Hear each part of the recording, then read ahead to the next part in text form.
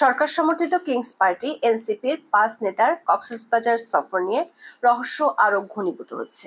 দলটির পক্ষ থেকে এর জন্য তাদেরকে কারণ দর্শাও নোটিশ দেওয়া হয়েছে, কিন্তু এই নোটিশ নিয়ে খোদ এনসিপির অভ্যন্তরেই দেখা দিয়েছে প্রশ্ন।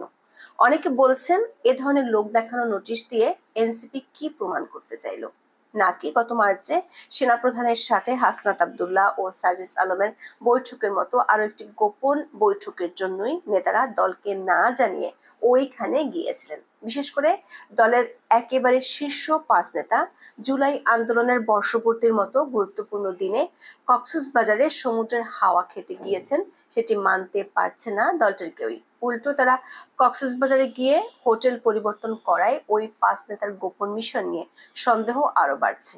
একদিকে গণমাধ্যমের খবরে কক্সবাজারে মার্কিন সাবেক রাষ্ট্রদূত পিটার হাসের উপস্থিতি নিয়ে দেখা দিয়েছে সন্দেহ। বিশেষ করে সরকার একটি পক্ষ পিটার হাস আমেরিকাতে আছেন এমন তথ্য প্রতিষ্ঠার জন্য উঠে পড়ে লেগেছে। পিটার হাসের পুরাতন ছবি দিয়ে প্রচারের নামায় সেই ছবি নিয়ে খোদ সরকার পক্ষই পড়েছে বিপদে। বিস্তারিত জানতে চলুন যাওয়া যাক বিশ্লেষণে।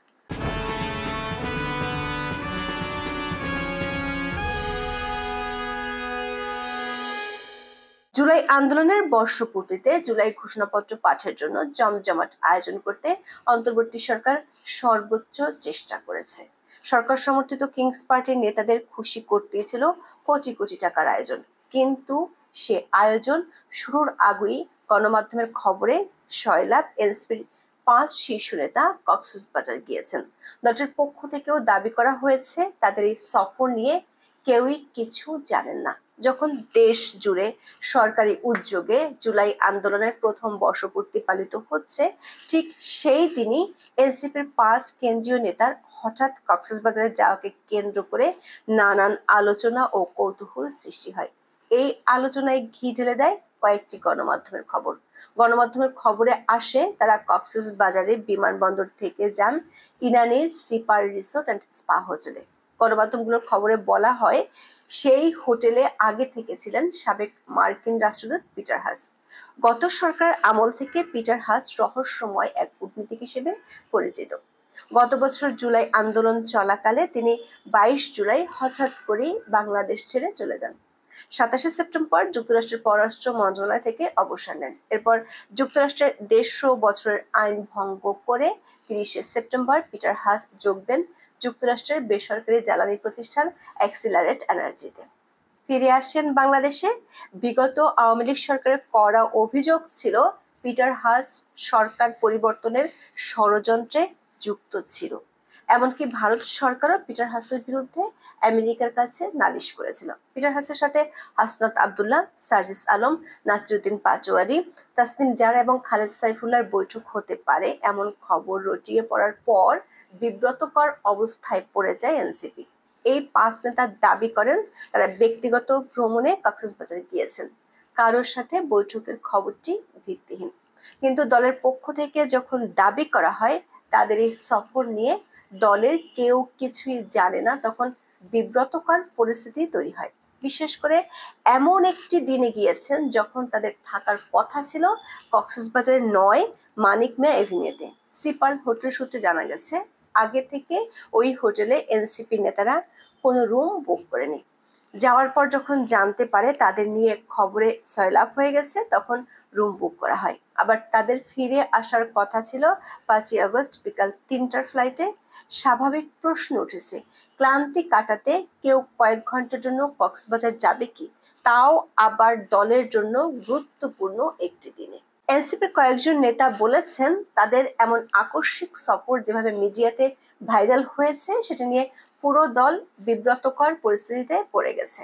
দলের মধ্যে এ নিয়ে প্রশ্ন ওঠায় অনেকটা বাধ্য হয়ে হাসনাত সার্জিস সহ ওই শীর্ষ ৫ নেতাকে কারণ দর্শানোর নোটিশ দেওয়া হয়েছে। ৬ আগস্ট এনসিপির যুগ্ম সদস্য সচিব সালেউদ্দিন সিপাত স্বাক্ষরিত পৃথক বিজ্ঞপ্তিতে এই নোটিশ দেওয়া হয়। নোটিশে ৫ই আগস্টের রাষ্ট্রীয় গুরুত্বপূর্ণ দিনে এই ৫ নেতার ব্যক্তিগত সফরে কক্সবাজারে যাওয়ার বিষয়টি উল্লেখ করে বলা হয়, এই সফর সংক্রান্ত কোনো তথ্য বা ব্যাখ্যা রাজনৈতিক পর্ষদ বা সংশ্লিষ্ট ব্যক্তিকে আগে থেকে অবগত করা হয়নি।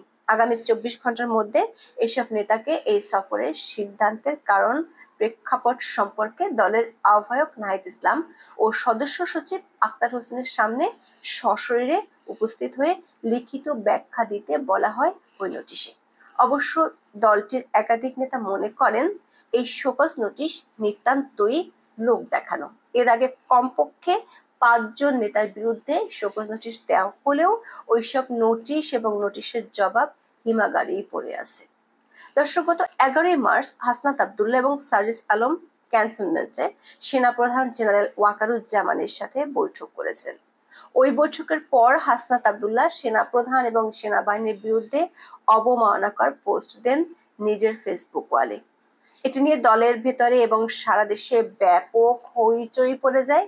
দলটির কয়েকজন নেতা মনে করেন এনসিপির শীর্ষ নেতারা প্রায়ই এ ধরনের গোপন মিটিং করেন। তাদের কক্সবাজারে যাওয়ার পেছনে এ ধরনের সন্দেহকে একেবারে উড়িয়ে দেওয়া যায় না। তারা বলছেন কক্সবাজারে গিয়ে তাদের কর্মকাণ্ড আরো সন্দেহ বাড়াচ্ছে। দল যেখানে তাদের শোকজ নোটিশ দিয়েছে সেখানে সার্জিস আলম কক্সবাজারের সমুদ্র সৈকত থেকে এমন একটি ভিডিও বার্তা দিয়েছেন যেটি নতুন করে হাস্যরস তৈরি করেছে। 6 আগস্ট কক্সবাজার সমুদ্র সৈকতে দাঁড়িয়ে নিজের ভেরিফাইড ফেসবুক আইডি থেকে লাইভে বক্তব্য দেন সার্জিস আলম। লাইভে সার্জিস বলেন, এনসিপির পক্ষ থেকে যে 24 দফা ইশতেহার দেওয়া হয়েছে তার 21 নম্বর দফায় জলবায়ু সহিষ্ণুতা, নদী ও সমুদ্র রক্ষার কথা বলা হয়েছে। অনেকে তার এমন বক্তব্য শুনে সামাজিক মাধ্যমে কটাক্ষ করে বলেন, সমুদ্র সীমা রক্ষা করার জন্যই কি এনসিপি সদস্যরা কক্সবাজার গিয়েছেন? সূত্রগুলো বলছে এনসিপির এই 5 নেতার ঢাকায় ফেরত আসার কথা ছিল 5 আগস্ট 3টার ফ্লাইটে, কিন্তু তারা ফেরত আসেনি, বরং 6 আগস্ট দুপুর 1টায় তারা হোটেল পরিবর্তন করেছেন। ইরানি থেকে তারা কক্সবাজার শহরে গিয়ে বিকাল 3টার দিকে সৈকতের সুগন্ধা পয়েন্টে অবস্থিত প্রাসাদ প্যারাডাইস হোটেলে উঠেছেন। এদিকে পিটার হাসের সাথে এনসিপির এই 5 নেতার বৈঠকের খবর ছড়িয়ে পড়লে সরকার একটি পক্ষ থেকে দাবি করা হয় পিটার হাস বাংলাদেশে নয়, যুক্তরাষ্ট্রে আছেন। আবার অন্য একটি পক্ষ পিটার হাসের বাংলাদেশ ছাড়ার ভুয়া খবরও ছড়ায়। নিউ ইয়র্কে বাংলাদেশ দূতাবাসের প্রেস সচিব গোলাপ মর্তুজা দুটি ছবি সংযুক্ত করে দাবি করেন পিটার হাস যুক্তরাষ্ট্রে অবস্থান করছেন। যদিও ছবি দুটি 1 আগস্টের, তবে 5 আগস্ট পিটার হাস সত্যিকার অর্থে কোন দেশে ছিলেন এমন কোনো ছবি বা তথ্য প্রমাণ এখনো কোনো পক্ষ থেকে তুলে ধরতে পারেনি। এনসিপি নেতাদের বাঁচাতে তিনি যে ছবিগুলো পোস্ট করেছেন সেটি নিয়েও দেখা দিয়েছে বিতর্ক। ছবিগুলো তোলা হয়েছে 100 বছরের পুরনো ওয়াশিংটন ডিসির US chamber of commerce building এর ছাদে। ছবিগুলোতে দেখা যাচ্ছে পিটার হাস ছবি তুলেছেন বাংলাদেশের 2 জন উপদেষ্টা, সরকারি কর্মকর্তা ও যুক্তরাষ্ট্রের ব্যবসায়ীদের সঙ্গে একটি বিশেষ আলোচনার আয়োজন করেছিল। সেখানে ছবিগুলো তোলা হয়। একটি ছবিতে বাংলাদেশের ব্যবসায়ী মেঘনা গ্রুপের চেয়ারম্যান মোস্তফা কামালকে দেখা যাচ্ছে, অথচ গত 27 মে মোস্তফা কামালের দেশ ত্যাগের নিষেধাজ্ঞা দিয়েছিল আদালত। মেঘনা গ্রুপের বিরুদ্ধে 80 কোটি টাকা পাচারের অভিযোগে মামলা করেছে দুদক। এনবিআর এর আছে একাধিক অভিযোগ। প্রশ্ন উঠেছে, যার দেশ ত্যাগের নিষেধাজ্ঞা আছে তাকে সাথে নিয়ে সরকারের 2 উপদেষ্টা কিভাবে ছবি তোলেন? এটি কি সংবিধান ও আইনের লঙ্ঘন নয়? প্রশ্ন উঠেছে, পিটার হাসকে বাঁচাতে গিয়ে বাংলাদেশের নিউ ইয়র্ক দূতাবাসের কর্মকর্তা উল্টো সরকারের উপদেষ্টাদের বিপদে ফেলে দিলেন না তো? দর্শক, এখনো পর্যন্ত পিটার হাস বা তার প্রতিষ্ঠান এক্সেলেটর এনার্জি থেকে এ নিয়ে কোনো বক্তব্য পাওয়া যায়নি। অনেকে মনে করছেন এ নীরবতা সন্দেহ আরো বাড়িয়ে দিচ্ছে। এখন এ পর্যন্ত। সবাই ভালো থাকুন, সুস্থ থাকুন, নিরাপদে